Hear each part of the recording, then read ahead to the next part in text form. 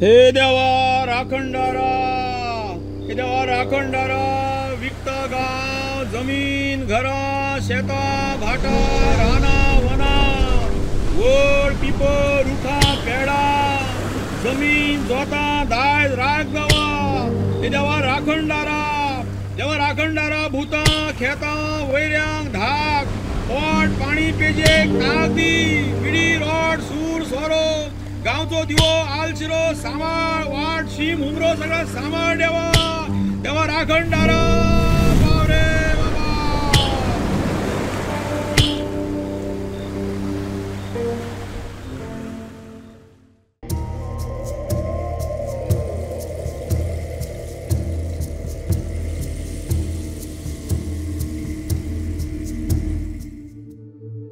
मुख्य कार्यक्रम हा 11 ते 11:30च्या दरम्यान पालखी फिरते आणि पालखीच्या बरोबरच तिथे लोटंगणाचा एक मोठा कार्यक्रम असतो। त्या ठिकाणी पुरुष मंडळी झोपून इथून लोटंगण सुरुवात करतात। एक फेरी मारली जाते आणि जी काही बायकांची लोटंगण असतात ती नमस्कार डोळे मिटून उभ्यानी करतात आणि हा उपवास एवढा निराधार आहे। त्या उपवासाला पाणीसुद्धा पिणं वर्ज्य आहे, पण नवीनच उपवासाला असेल आणि त्याला तहान लागली तर या देवीकडची जी विहीर आहे त्या विहिरीचं एक वेळ पाणी पिण्याची मुभा आहे। या ठिकाणी सुद्धा फार मोठी या देवीची म्हणा घोडेमुखाची फार मोठी ख्याती आहे। नवसाला पावणारी देवी आणि घोडेमुख आहे। आज या घोडेमुखाचं देवदीपळे दिवशी इथे या ठिकाणी एक कटाचा नारळ म्हणून ठेवला जातो, मांजरी त्याला म्हटली जाते। ती घातल्याच्या नंतर 3ऱ्या किंवा 4थ्या दिवशी आम्हाला तो पंचांगाप्रमाणे ब्राह्मणाला विचारून आणि इतर सगळं विचार करून तो दिवस ठरवावा लागतो आणि तो दिवस ठरलेला आहे आणि त्याप्रमाणे घोडेमुखाची जत्रासुद्धा ही 25 नोव्हेंबरला येते। आता या ठिकाणी वारा किंवा वार असा विषय नाही, आम्हाला इथं जे काय राटीच्या ह्याच्याप्रमाणे जो काही दिवस मिळेल त्याप्रमाणे ते केलं जातं आणि त्या ठिकाणी जवळजवळ इथून आम्ही 11 ते 11:30 वाजता तरंगकाठी संपूर्ण गावासहित वाजत गाजत संपूर्ण गाव बामणादेवी वगैरे स्थानिक देवस्थानं करत करत आम्ही त्या ठिकाणी जातो। त्या ठिकाणी गेल्याच्या नंतर आमच्याबरोबर असणारा पंचाक्षरी गावडे आमचा हा मेन तिथे महत्त्वाचा मानकरी आहे आणि तिथे गेल्याच्या नंतर ते केळी वगैरे नवस जो काय आहे तो सगळं दिला जातो आणि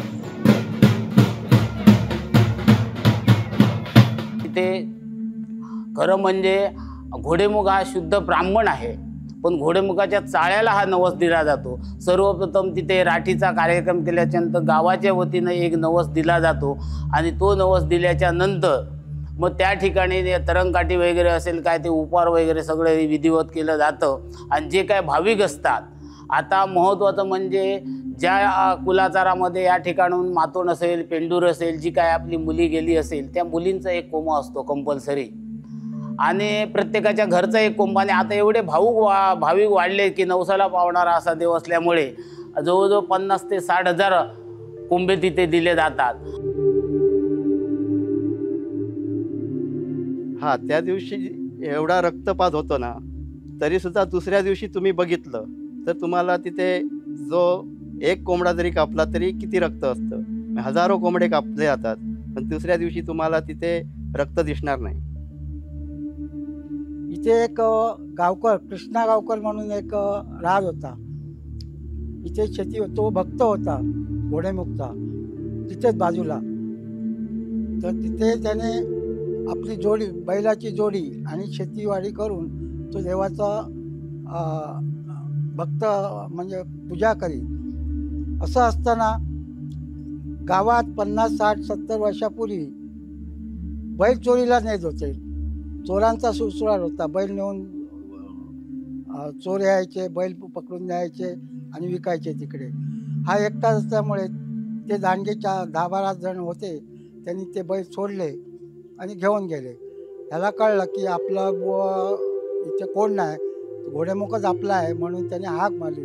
जेव्हा माझे बैल चोरून नेतं त्यावेळी बैल म्हणजे सगळं एक माणसाचं एक मोठं हे होतं आणि त्यांनी हाक मारली जेव्हा आणि अर्ध्यावरून ते बैल सगळे परत दोन्ही वाड्यात परत गेले। असा त्या घोडेमुखाचा चमत्कार आहे। आता इथे आसोलकर म्हणून एक मनुष्य होता, तो महिना गायब व्हायचा आणि घोडमकाच्या रानात राहायचा तो. आणि तो 1 महिना झाल्याच्या नंतर घरी वापस परत यायचा. मग आम्ही लोकांनी विचारू, लहान आम्ही असताना आम्ही त्याला, अरे तुला कोण हे करत होतं? माझं घोडेमुख संरक्षण करी होतो. तुम्ही सगळे मका दिसत होतात पण मी तुमका दिसय नाही होतोय. अरे जेवण वगैरे काय नाही, मला भूक ताण काय नाही होती. घोडेमुख माझं संरक्षण करीत होता. असे या घोडेमुखाचे बरेच प्रचिती इल्ले असत.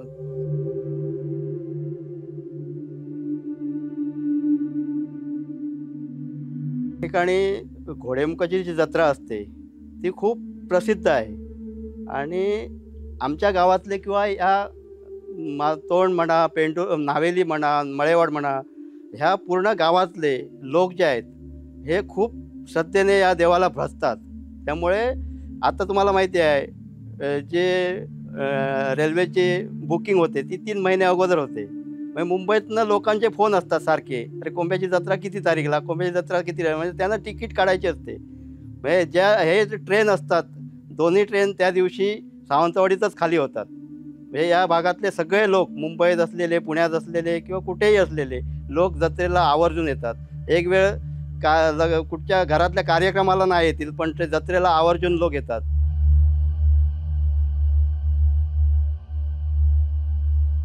हे देवस्थान 1886 मध्ये बांधलं गेलं. पूर्वी इथे काहीच नाही होतं, एक दगड आणि साधारण हे होतं. आणि गावकऱ्यांनी आमच्या वडिलांना सांगितलं की इथे राजाभाऊ काही नाही आहे, इथे एक तुळस तरी बांधून द्या. अशा अडचणीवर पाणी नाही, दगड नाही, काय नाही, खालून रेती वगैरे आमच्या वडिलांनी सगळं नेऊन ती एक तुळस बांधलेली आहे. ती अजूनही तुळस 1957 सालाचं लिहिलेलं नाव त्यांच्या वडिलांचं आमच्या आहे आणि ती अजूनही आहे. आणि त्यानंतर 1986 मध्ये देवराव हिरे परब यांनी संपूर्ण गावाला जमा करून इथे एक छोटंसं देऊळ बांधूया म्हणून त्याने सगळ्या गावकऱ्यांना जमा करून ते देवस्थान बांधलं गेलं. हा घोडेमुखाची प्रचिती सगळीकडे आहे. म्हणजे तुम्हाला सांगितलं असेल तर असं घाट माथ्यावरून आपल्या कोकणापर्यंत कुठेही गेलात तरी घोडेमुख म्हटल्यानंतर आपल्याला एक चांगला आदर मिळतो. हे सांगायचं झालं तुम्हाला तर माझा एक टेम्पो होता 407.